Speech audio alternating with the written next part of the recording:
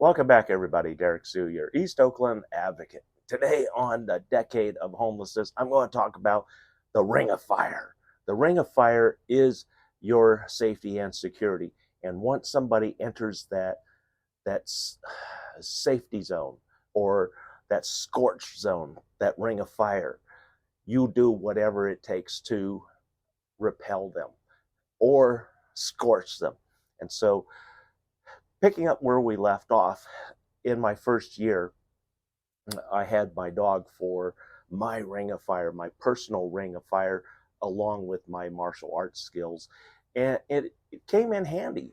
I'll tell you, it was very, very challenging that first year. And if it wasn't for my dog getting rescuing me out of many of the exploits of that first year, I wouldn't have survived into the second, third, fourth, or even today. And so let's get started and look back just past 1 year. So this is now the first year's been complete. That was 2014. We're now into 2015. 2015, I had my first medical checkup, and then also that's when I was diagnosed in March with cancer, colon rectal cancer, and it wasn't very far in when they found it, when they did the colonoscopy, and literally the surgery. Well, let me back up. Right after I was diagnosed, I sat down with my doctor. We went over all of the plan of action, but here's the thing: I still had to have a ring of fire around me back at the camp, and so my dog, along with my friend Sleepy, Michael Komaro, and then Muhammad. They they watched over my site while I was in the hospital for nearly a week. I was 6 days, and Pandora, my dog. She is so well trained. I I explained the situation to her that she was to stay until I returned, and Sleepy, he was going to make sure that she was fed and watered because she was uh, Mike was the only one that she trusted.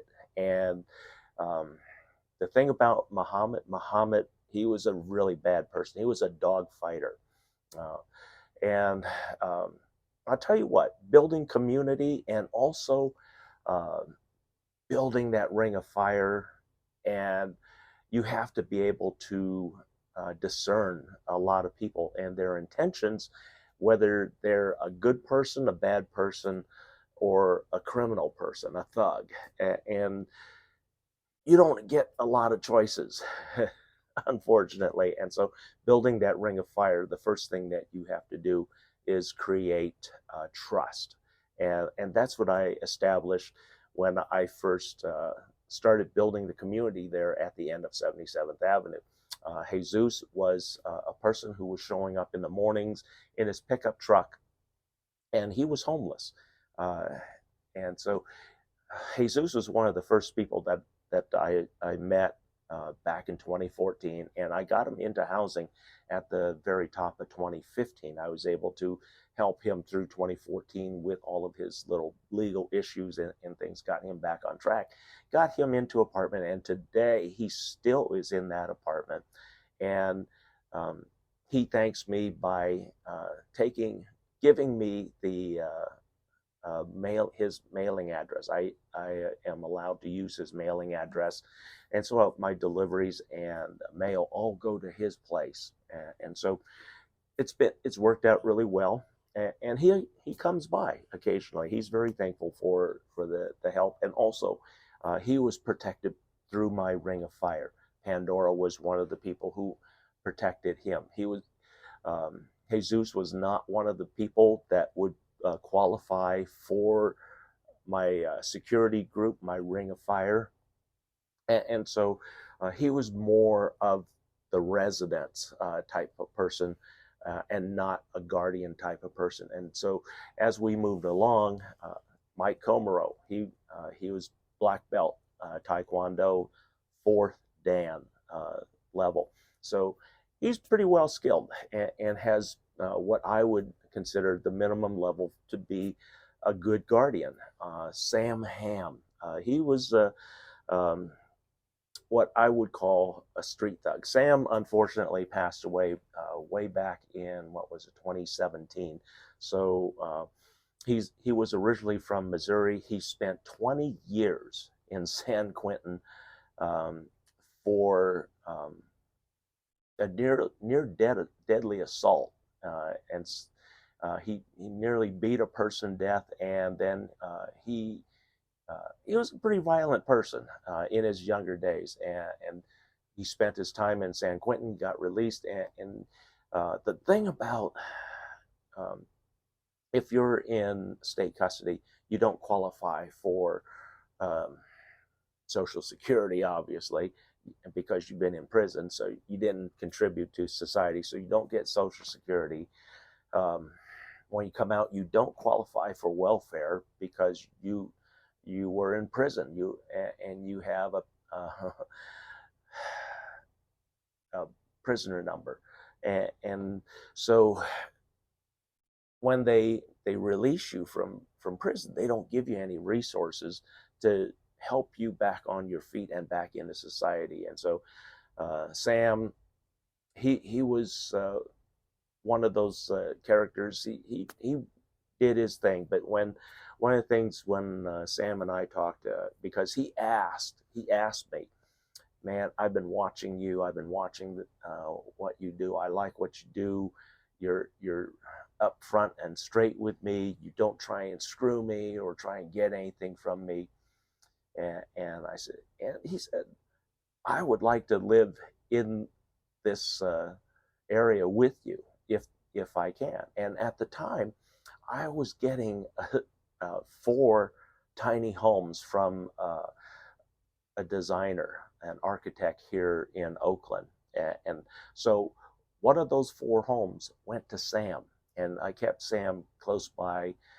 Omar and his significant other, they got one of those, and another couple, a mixed race couple, got one. And that mixed race couple, unfortunately, there was a lot of domestic violence there, and the person, the male, the Caucasian male of the couple, he got really involved and deep into meth, and then he got very violent with his significant other to a point where he choked her out many times. And then there were times that he's literally hanging his dogs by their leash, hanging them by their neck, and swinging them around. There have been, like I said, there were a few times I went out there and I would say bitch slapped him, to knock some sense into him and make him knock off what he was doing.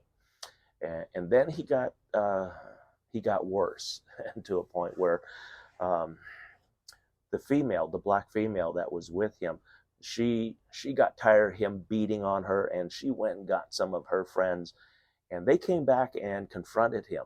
And then so did the camp. The camp confronted this meth head, and let me tell you, it did not work out well for him. While Emmy went to the hospital and stayed there for 3 days from his meth attack, we warned Nico that you got to go because we're not putting up with this, and what you just did isn't going to fly in this camp. You broke every rule in the camp, and now you got to go. And so he refused, and that's not a good thing. When back in the camp, my crew was instructed to use any means necessary to get rid of people that have been ejected from the camp. And this is not by just my vote.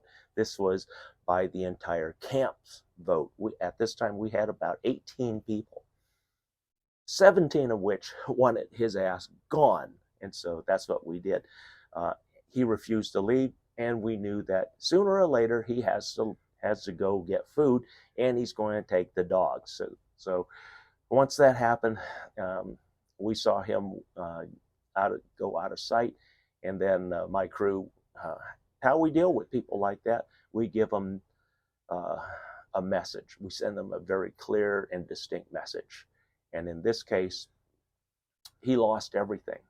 Literally, he lost everything because we took his tiny home and we burned the whole thing to the ground and made sure he had nothing to come back to. When he did come back to his place, he saw there was nothing, and he simply walked away. And that's how we dealt with that person. But then the Ring of Fire, we had 5 people: myself, Sleepy, Sam Ham, uh, who else was there? Omar, and then we had a 5th person who was with me up until 2018, and then he left. And that was the Ring of Fire. The Ring of Fire protected all 18 residents at the time from any outside harm. And this was 24 hours. At night, we would get illegal dumpers, and some of those illegal dumpers were armed. They would actually shoot at us if we came near them. And so when I heard that, that's when I got involved, and we returned fire. We'll say we returned fire and made sure that those illegal dumpers got the message. And that's part of the Ring of Fire. You know, they started the fire, we scorched them. Then we had more illegal dumpers who actually didn't like the homeless people. And one evening, it was Mike, Sleepy, and myself and my dog. We were attacked by 11 illegal dumpers. They drove in a box truck and started throwing stuff right, literally on top of us. And when we got involved, they jumped us, and then we just went at. And Mike, he was Sleepy, was not trained properly in how to fight multiple attackers. I, on the other hand, wiped out all 5 of mine within seconds. My dog had one down on the ground, and she's neutering him. And then I go to take care of the assist Mike, and they saw what was happening, plus the one screaming with my dog attached. You know, they all started running and leaving, and then they were yelling back, "We're going to be back with a street sweeper." And if you know what a street sweeper is, that is a shotgun that's been modified with a drum and can shoot a shitload of rounds. But you know, we're not worried because you know, they're just mad because they weren't able to dump everything that they wanted to dump. But as the group grew, we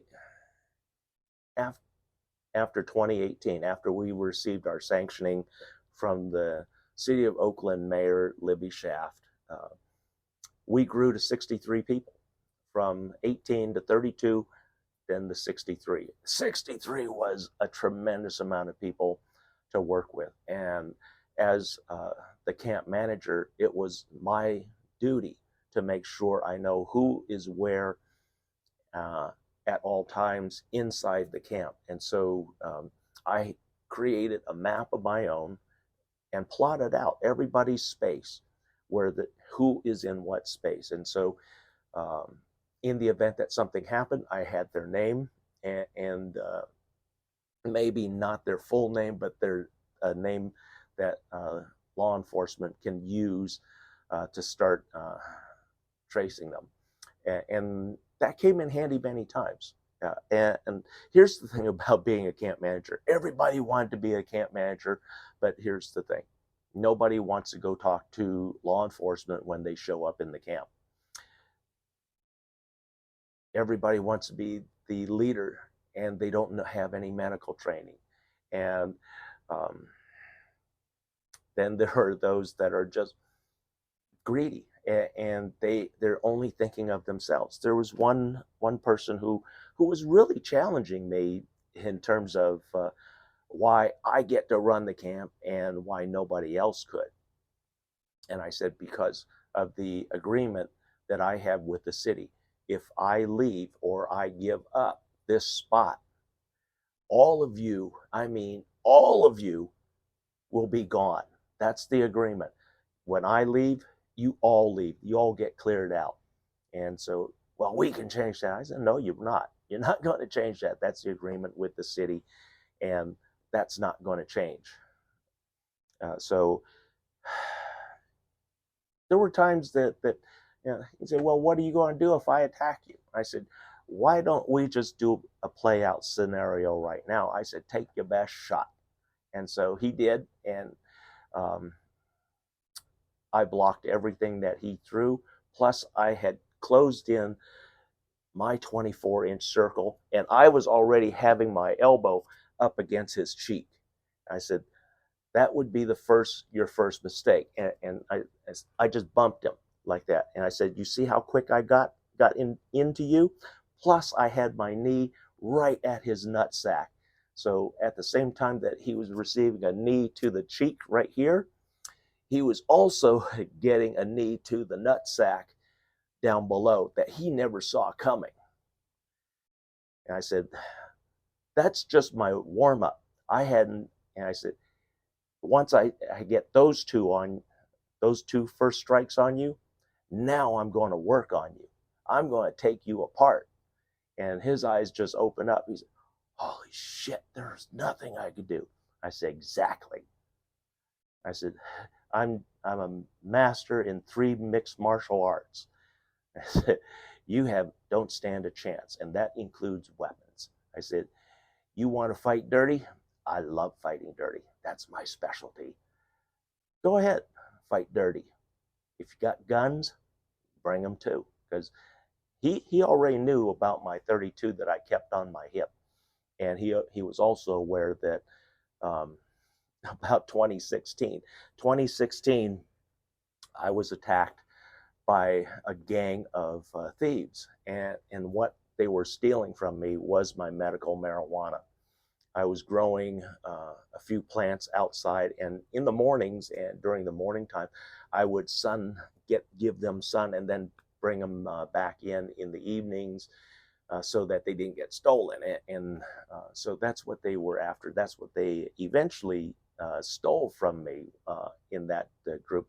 But the gunfire that came out of that, all 6 of them were armed, and then myself, and then I had 2 guests, or 1 guest in there, which was my friend Paul Washington. He had just come down. We were watching a TV show that morning, sitting back chilling. But again, this was shortly after I no longer had Pandora. Pandora would have been my warning device, and she would have intercepted the things going on outside my tent at the time. And I also made another mistake.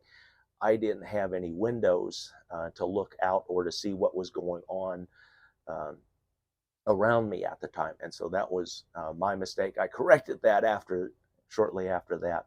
But the gunfire brought the Oakland Police Department. Also, all the neighbors saw what was happening. And that's when the city of Oakland found out who I was. And after the gunfire, police showed up about 8 minutes, 10 minutes later. So that's pretty shitty time too for a response time after gunfire. 10 minutes is slow, because I actually left the area, came back, and it still took them 5 minutes to come to 77th Avenue. Then when they got there, we're here investigating gunshot, and I said, yeah, that was me. I was being robbed, and I was defending myself. So that's when all the police came in, and they said, where's your weapon? I said, it's in my shelter, and breech is open, it's all in there. So they sent an officer in there. I was sitting down. They didn't handcuff me, nothing. They literally did nothing, and they knew I was the shooter that they were responding to. But like I said, I told them I was being robbed. I was defending myself. So they sent an officer, got my G17, my Glock, and my Glock was a service weapon. And here's the thing. They noticed that the G17 was one of the California banned weapons because of the barrel that I have in that G17. It was a Generation 2, so it's an older G17, my service weapon when I was with the counter-terrorism.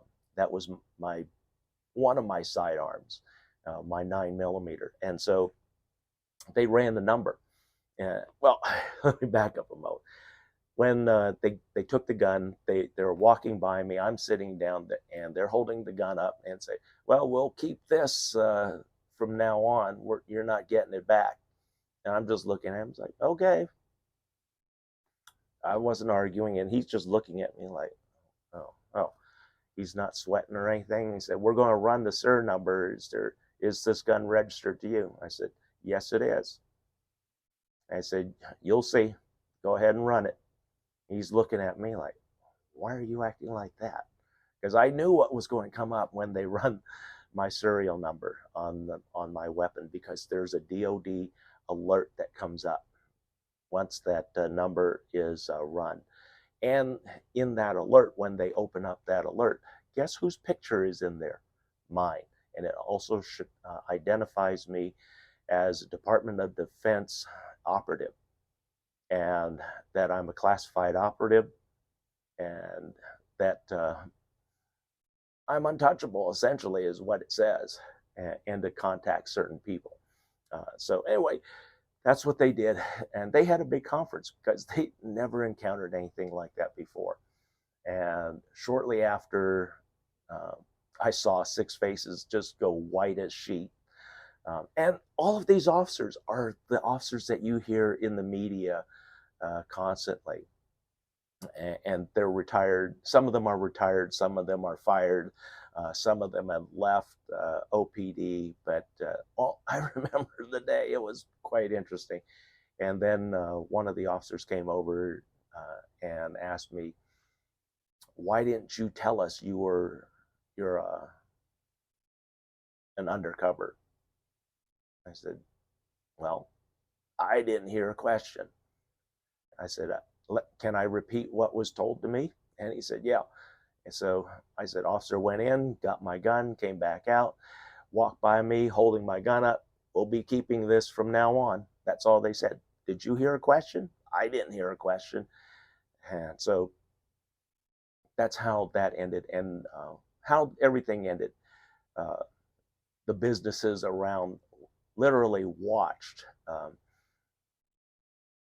the police officer, the captain, the area captain, hand me back my weapon along with my magazine, and it's never been done. And people on the streets, they heard about that, saw that, and said, "Oh my God, who are you?" Is it that nobody's ever seen that happen before, where a shooter on the street got their weapon handed back to them? That says something. And then from that point on, the city, the mayor knew that who I was after that. And it was real interesting. Is that comes back into play in 2019. When we get there, Libby Schaff literally saves my ass in 2019 on a shooting back in June. We're going to get to that in a future episode, but it was really unexpected, and I didn't expect the mayor, Libby Schaff, to write a note to the court in such a fashion that actually stunned me, and also the sitting judge who was reading the letter to me in court. He was stunned. He said, you must be some kind of special person to get a letter from the mayor of Oakland supporting you. I've never seen it before." And that's how I was able to walk out of the court. A few hours later, I was released from custody, and on my own recognizance, no bail.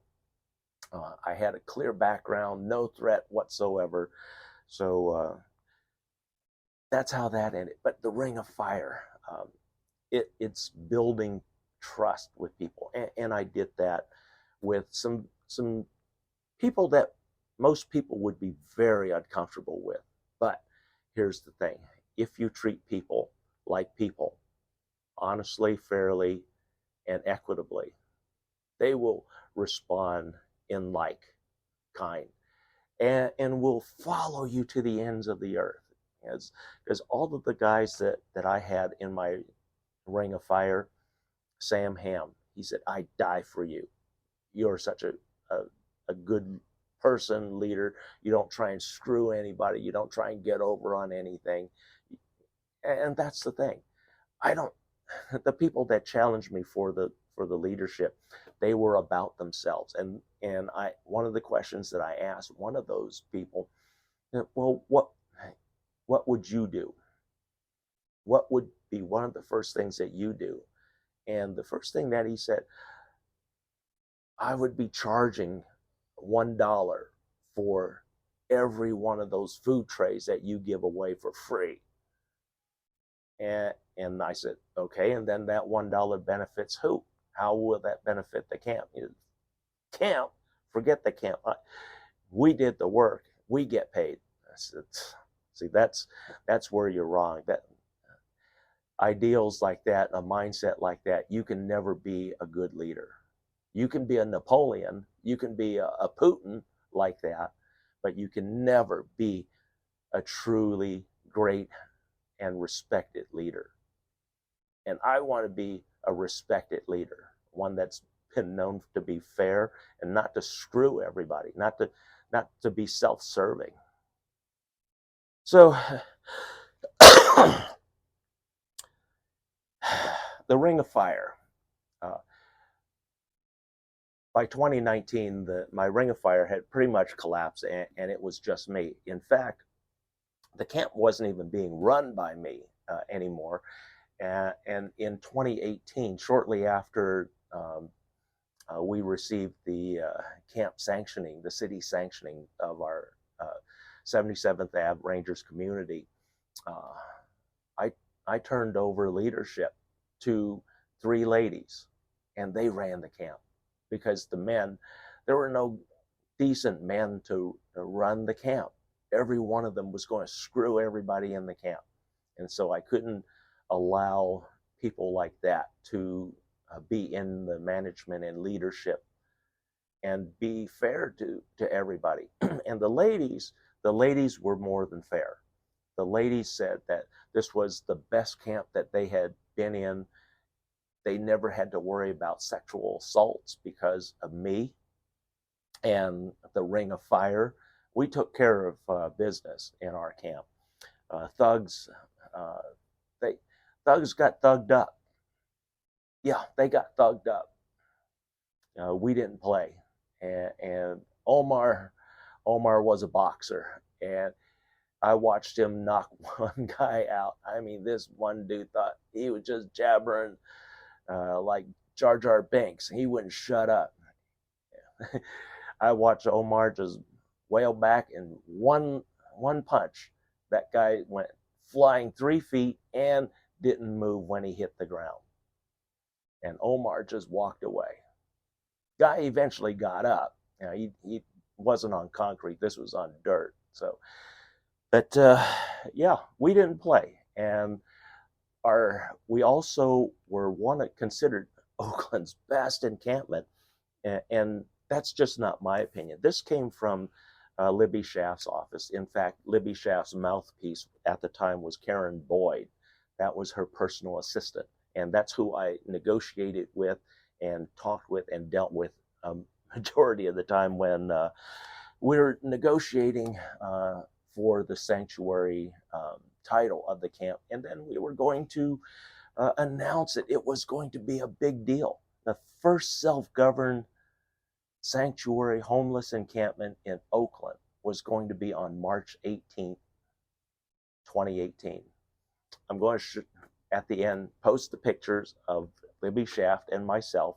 And in the background, you'll see the chairs that were set up for the media announcement. But then Libby made a comment to me, and I rebutted back, and it hurt her snowflake feelings. And so that's why things didn't move forward. And after that little incident there, anytime somebody mentioned self-governed camps, Libby knew that was a reference to me, to my model, because we were going to set the homeless encampment model for Oakland. I was setting the standard for it. And we got approval. The city went along with it. We got porta potties. We got showers. We got hand washing stations. We even got a housing navigator. The city went out, hired a housing navigator for our camp because we were considered a real community, a community with pride, a community that was safe. We had children. We were the only homeless encampment that was allowed to have children stay because of the safety record and also my clearance from my DOD clearance to work with children and seniors and special needs individuals. I'm certified for that, and that's why my camp was certified for that. No other person could have done what I've done. Also, I made the camp a permanent camp, and we'll talk about that in the next episode when I go through and explain how I got the rare city of Oakland homeless campment in sanctioning. I was the only one that received the actual sanctioning from the city of Oakland. Thanks for joining me today. We'll be right back. Who's in your ring of fire?